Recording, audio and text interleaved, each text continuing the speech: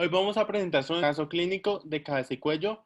Somos el grupo de anatomía de las 7 de la mañana en la Universidad de ICESI y nuestro grupo está conformado por Sara Gasca, Isabela Granobles, Luis Felipe Ramírez, Laura Toro y María Lucía Velázquez. Las estructuras que considerábamos que estaban comprometidas en este caso clínico era el trígono carotidio, que lo podemos observar en la imagen. Su límite superior es el músculo digástrico, el vientre posterior. Se origina en la ranura digástrica y se inserta en el tendón común. Está inervado por el nervio facial, irrigado por las ramas de la arteria occipital y de la arteria auricular posterior. El límite lateral es el borde anterior del músculo esternocleidomastoideo. Se origina en el manubrio del esternón y en el tercio medio de la cara superior de la clavícula y se inserta en el proceso mastoideo del hueso temporal. Está inervado por el nervio accesorio y el límite medial es el músculo homoioideo, que se inserta en el hueso ioides y se origina en el manubrio del esternón. Está inervado por el asa cervical y está irrigado por la arteria tiroidea superior. Dentro del trígono se encuentran estructuras importantes como es el paquete yugulo-vago-carotídeo, donde se encuentra la arteria carótida común, la vena yugular y el nervio vago. También se encuentra parte de este el nervio hipogloso. Esta imagen es una vista lateral del trígono carotidio, donde se puede observar mejor el nervio hipogloso, que hace parte del plexo cervical y con fibras de C1 da ramas para los músculos genioideo y el tiroideo. También se puede observar la vena yugular interna, de la que se desprende la vena facial. También se puede observar el nervio vago. En el caso de este paciente, la herida se encuentra en el lado derecho del cuello y la irrigación arterial sería la arteria carótida común derecha, empieza en el tronco brachiocefálico y aproximadamente a nivel del cartílago tiroides de la laringe se bifurca en la arteria carótida externa e interna.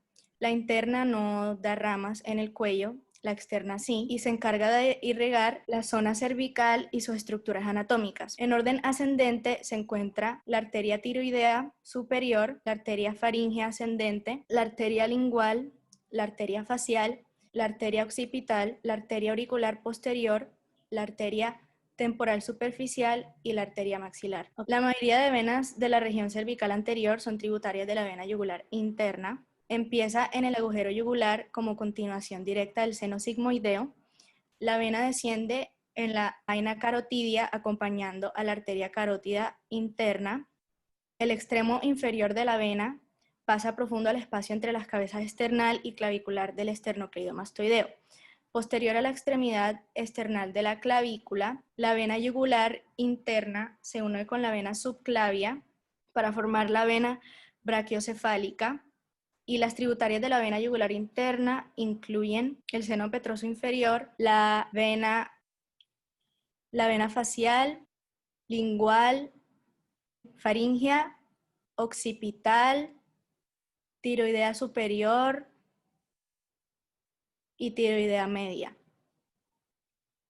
La descripción del caso: un paciente masculino de 21 años que ha sido apuñalado en el cuello en la zona 2, ha estado bebiendo alcohol, tiene sangrado en el lado derecho de su cuello y se queja de sensación de pesadez. La sensación de pesadez se debe al hematoma pulsátil. Un hematoma es la acumulación de sangre parcialmente coagulada en un órgano, tejido o espacio del cuerpo debido a la ruptura parcial de vasos sanguíneos.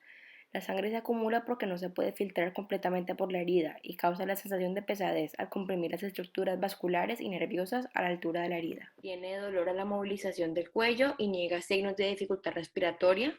No tiene ningún antecedente patológico. Es un fumador pesado.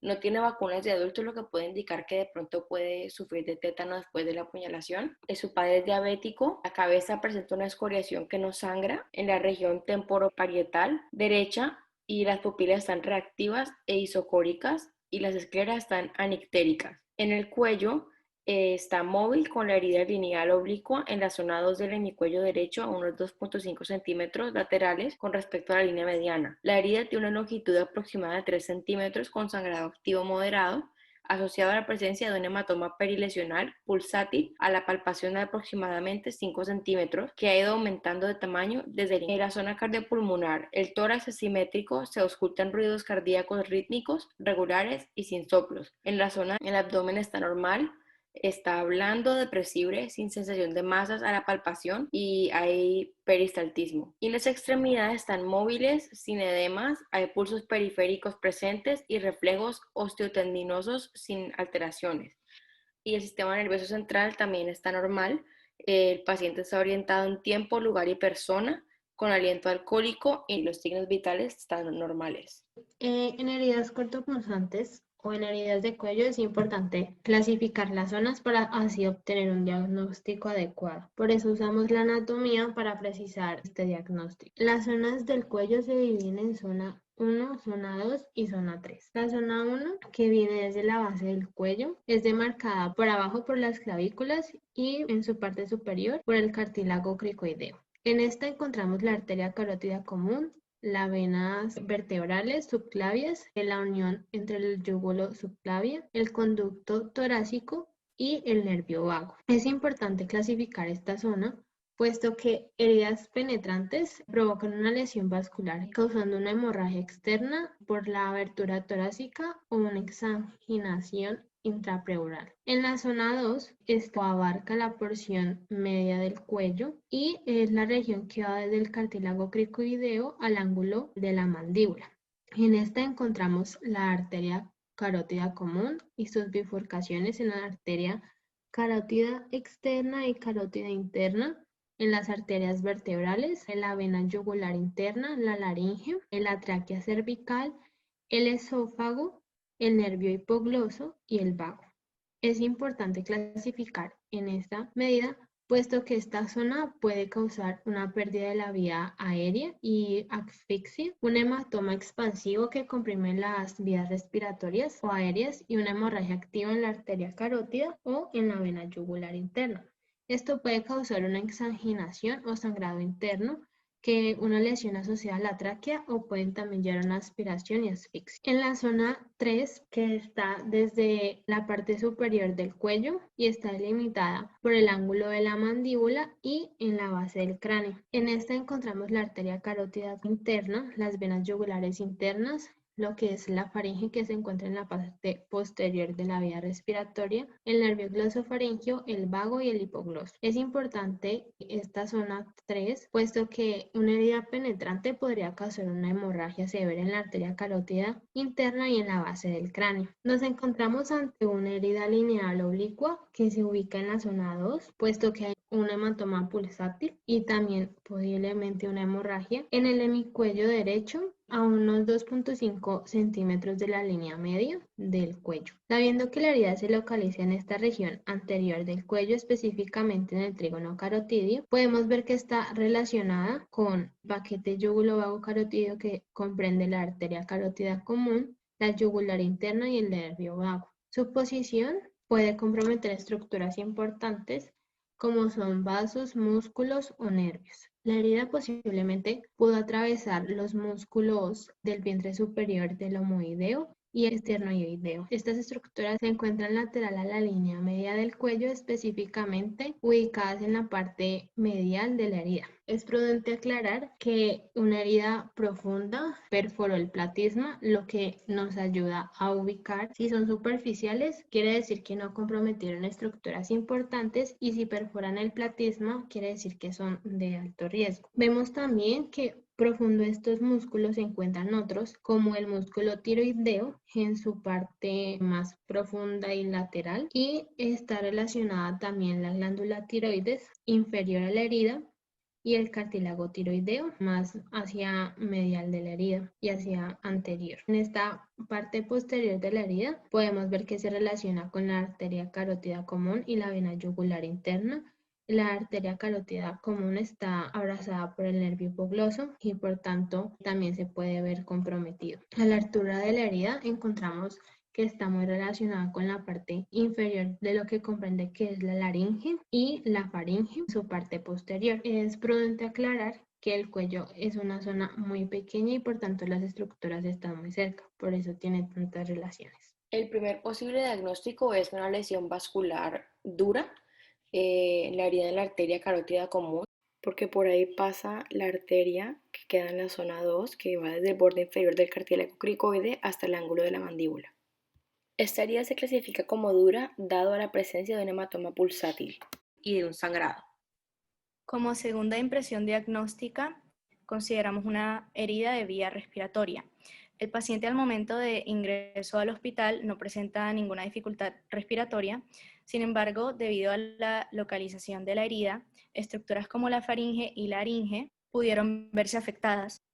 Los traumas laringeos, según la clasificación de Sheffer-Furman, son de primer grupo, sus características son de hematoma endolaringio menor sin fractura detectable. Segundo grupo, edema, hematoma, mínima disrupción mucosa sin exposición de cartílago o fracturas no desplazadas. El tercer grupo, edema endolaringio masivo, laceraciones mucosas extensas, cartílago expuesto, fractura desplazada o inmovilidad de cuerda vocal. Cuarto grupo, idéntico al grupo 3, pero con disrupción de la laringe anterior, fracturas inestables y menos de 2 líneas de fractura o injuria mucosa severa. El quinto y último grupo sería disrupción laringotraqueal completa. Como posible tercer diagnóstico encontramos una posible herida en la glándula tiroides, ya que al ser una herida demasiado profunda puede afectarla. La glándula tiroides se encuentra situada en la parte anterior y baja del cuello. Es una glándula que produce hormonas para regular la temperatura corporal y el consumo de energía de nuestro organismo.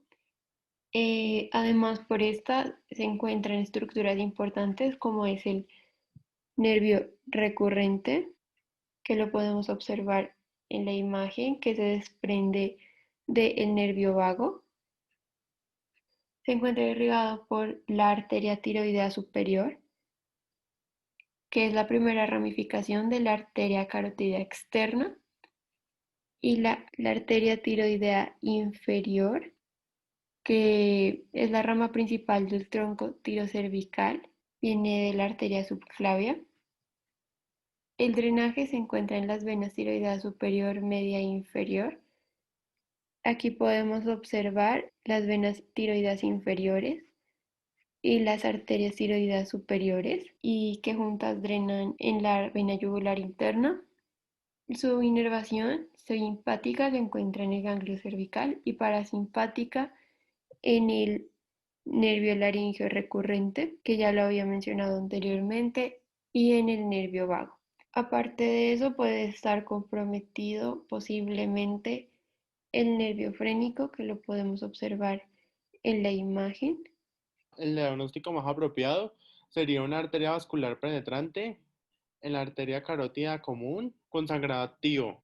A pesar de que el sangrado se está filtrando por la herida, puede haber sangrado dentro de los tejidos, entonces está generando un hematoma porque hay un sangrado y sangre, y la sangre pues no puede salir toda por la herida. Además pueden estar comprometidas diferentes estructuras vasculares, nerviosas y respiratorias y estructuras endocrinas ubicadas en esta zona. Por lo que podremos ver, podría afectar la glándula tiroides y las paratiroideas. Además podría afectar diferentes nervios como lo sería el vago. Además podría afectar estructuras como la arteria carótida común o la vena yugular común, y se requiere estudios adicionales y valoración por cirujano de trauma. Se debe realizar TAC, ecografía de Doppler o una angiografía de cuello TC para poder visualizar los pasos afectados y determinar la gravedad de la herida y el daño causado. Bueno, el paciente debe ser remitido a la Fundación Valle Lili, donde será valorado por el cirujano de trauma, el cual determinará si es candidato a una intervención, como lo podría ser la embolización arterial transcatéter, que sería para controlar el sangrado, o una cirugía de la arteria carótida para evitar el sangrado y la expansión del hematoma pulsátil, por lo que se debe hacer una intervención quirúrgica. Aquí podemos ver lo que sería el hematoma pulsátil en la arteria carótida común, y aquí podríamos ver cómo sería lo de la embolización por transcatéter. Es una actividad bastante productiva en la cual podemos no solo relacionar las estructuras que se encuentran en la cabeza o que tienen una relación con el cuello, sino que también podemos hacer una comprensión más a fondo. A mí esta actividad me pareció muy gratificante y muy educativa porque me gustó trabajar en equipo con mis compañeros y además me ayudó a ver y aplicar lo que hemos aprendido en clase en un caso que probablemente vamos a ver en el futuro cuando seamos médicos.